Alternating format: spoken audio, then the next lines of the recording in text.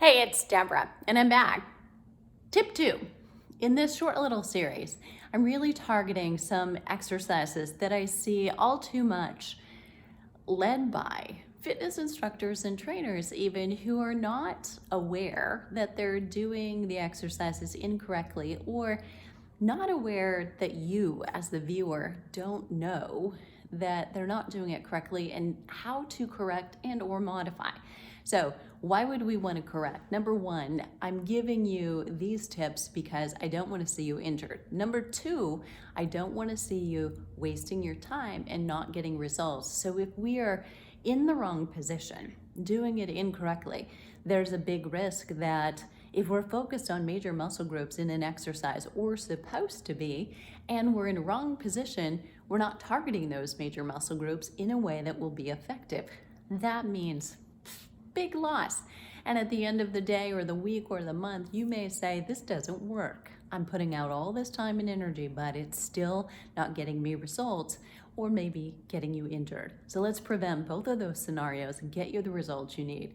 Today I'm talking about a big one, major muscle groups, and I'm talking about squats. So this big mistake I see a lot.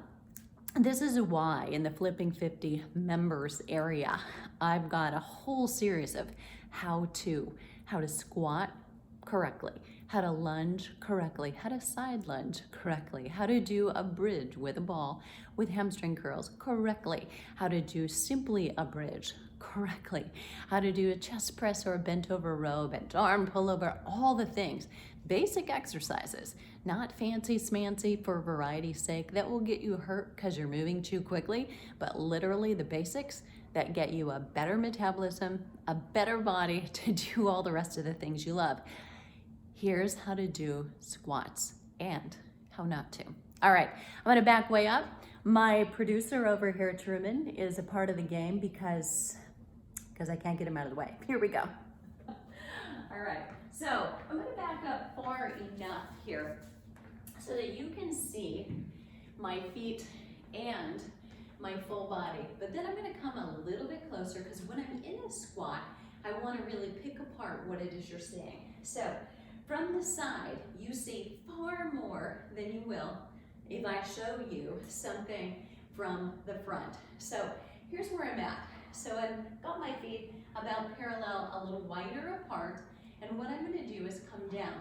This is what to do. So I want you to note, if I stayed here, that I'm actually very comfortable. Now, of course, I wouldn't be comfortable 5 minutes later, maybe not even 2 or 1.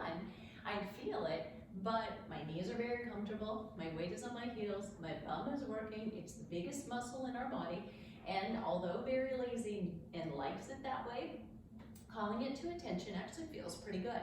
If we have this on, lower back is not so stressed. Here are the pieces. My weight is on my heels. Yes, my knees had to flex forward a small bit, but if I drop that down, my knees are still, even with my toes, they're not further forward than it. Now watch that when I will show you what would be incorrect, okay? Still working on correct. My hips are really pushing back. So I'm pressing back almost as if I would be reaching into a chair or a church pew to sit down. I have a small curve in the small of my back, not rounding, curved and arched. My chest and shoulders reaching forward, sternum to the front, eyes are forward. Now, I'm pitched forward a little bit. This is more like a bent over row. If I'm truly squatting, I'm gonna come down like this. So I'm much more upright. That's inappropriate for a bent over row, but appropriate for a squat. So you should stay parallel to that front wall, chest forward, eyes up, and then up. So I'm sitting down, weight on my heels, tailbone went back more than my knees went forward. I have an arch to the back, here we go, and then come up. Now, if I came down and I tried to do this wrong, here's what could go wrong. My weight right now is on the balls of my feet. My knees went far more forward. Then my bum went backward. My weight is all right here. That, my friends, mean your weight is also stressing your knees. If squats hurt, this may be what you're doing. Now you may be bone on bone, I can't change that. The other one then hurt too, even the correct one. But if you're here, the shift would be change your weight and put it in your heels. Once you do that, your weight can't go forward like that.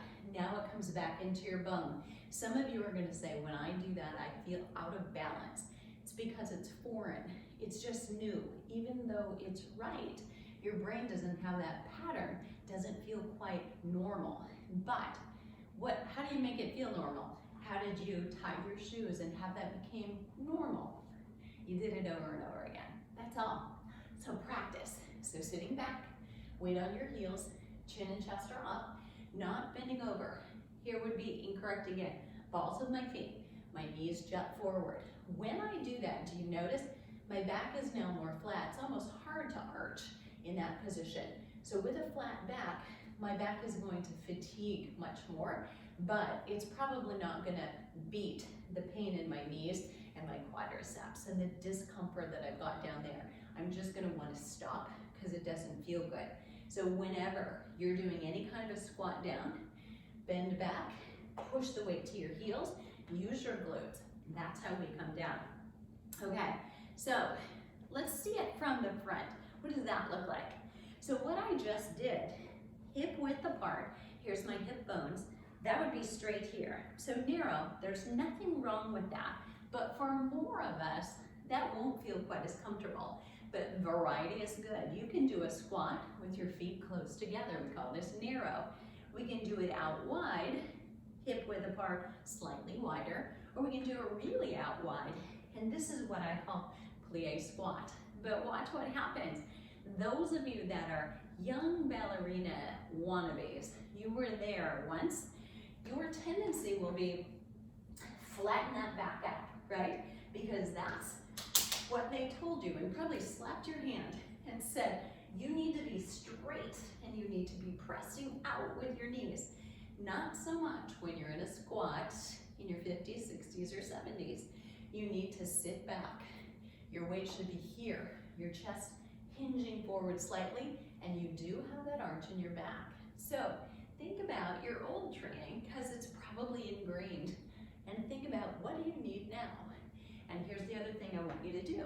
When you come down, whether you're wide like this, and that's not comfortable for every set of knees and hips, so just try you, do you. And if this is better, parallel, fine. But I want you to notice when you're in this down position, your weight's on your heels, your toes should be wiggling, and then come up, lower, and then come up. Both times, right now, weight on your heels, now push your heel into the ground to come up and push. Those little details make all the difference.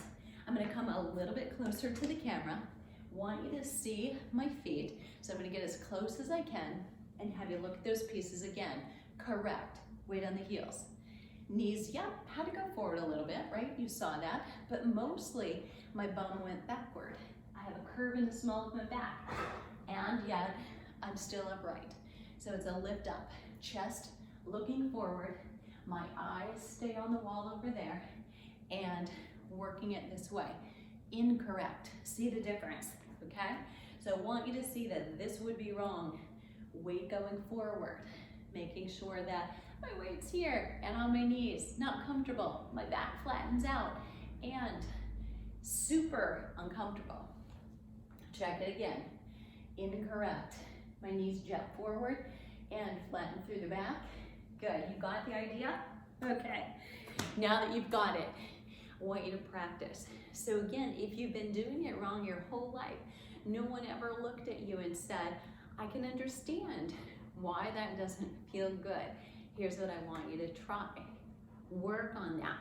Beside a mirror, a full-length mirror, so you can see your feet, your knees, and your hips, as well as your back, your spine, all the way through. You can improve it, so it's not too late. So you may be able to squat now that you know you've got correct form to shoot for. All right, I'll see you on the flip side. If you have a specific exercise that this one really bothers me, and it may be because you have an existing prior injury, you've got a current one, you've got a specific condition, but it also may just be No one's ever taught you correctly, taken the time to give you cues and teach them to you in words that sink in. Sometimes you just have to hear things said in a different way for that to really resonate. Where do I feel it? Where shouldn't I feel it? How do I correct if I'm feeling it that way?